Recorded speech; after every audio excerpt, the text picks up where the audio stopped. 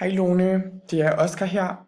Jeg vil lige fortælle lidt om de her forsøgsopstillinger, som vi lavede i timen i dag for os selv. Og det er selvfølgelig med henblik på sådan fotosyntese og respiration.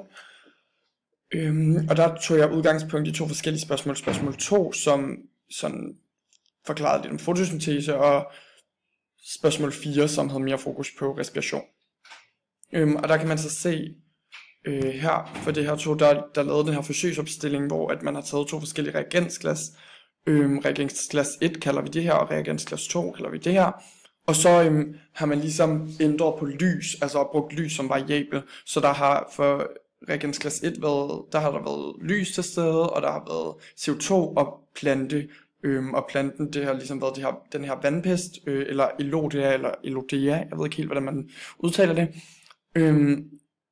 Og for reagensglas 2, der har der ikke været noget lys, altså der har været mørke, og så har der stadig været CO2 og plante, så det er egentlig kun lys, man har ændret på.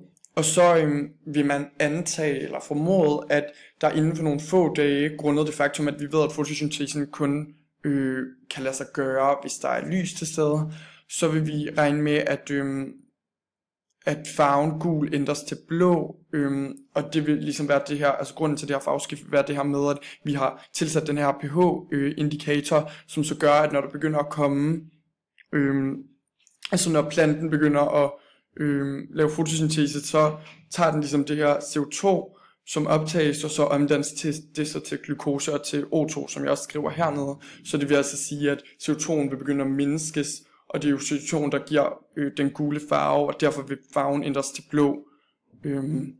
Så der vil være O2 i stedet for CO2. Og for den her år, der vil der så ikke ske noget, for hvis der ikke sker nogen fotosyntese, så vil farven jo blive ved med at være gul, der vil ikke ske nogen ændring. Og det er ligesom det pH-indikatoren bruges til, eller det er jo det, man vil formode ud fra forsøget. Hvis man kigger her, i forhold til spørgsmål 4, der er det spørgsmålet, der lyder på, om vandpest udskiller CO2 i mørke. Og altså, der vil man mere kigge på det her med, at man har CO2 som en variabel. Så for den ene, eller for begge to, der er der mørke, og så er der CO2 i den ene, og det er der ikke i den anden, og så er der selvfølgelig også planter, altså vandpest, Elodea igen.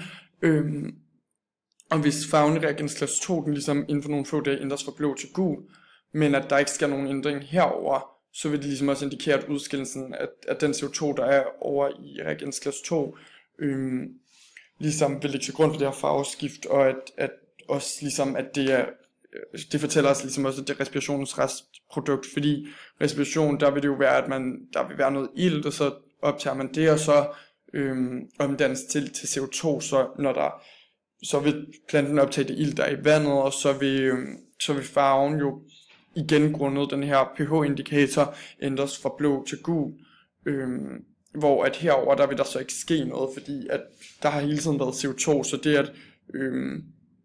det at planten respirerer, hvis den overhovedet gør det, så vil den ligesom kun blive ved med at lave mere CO2, og der vil derfor ikke ske nogen farveændring. Ud fra det her kan man ligesom sige, at forskellen mellem de to er, at fotosyntesen ligesom bruger det her CO2 og danner noget energi i form af glukose og noget O2, og så ved respiration, der optager man ligesom det her O2, og så omdannes det til CO2, så de er ligesom modsat af hinanden, altså fotosyntese og respiration, og fotosyntese kan kun lade sig gøre i lys, eller ved lys, mens at respiration faktisk både kan lade sig gøre i lys og i mørke. Og ja, det synes jeg bare var meget væsentligt for ligesom at forklare forskellene mellem dem også. Så det var bare det. Yes.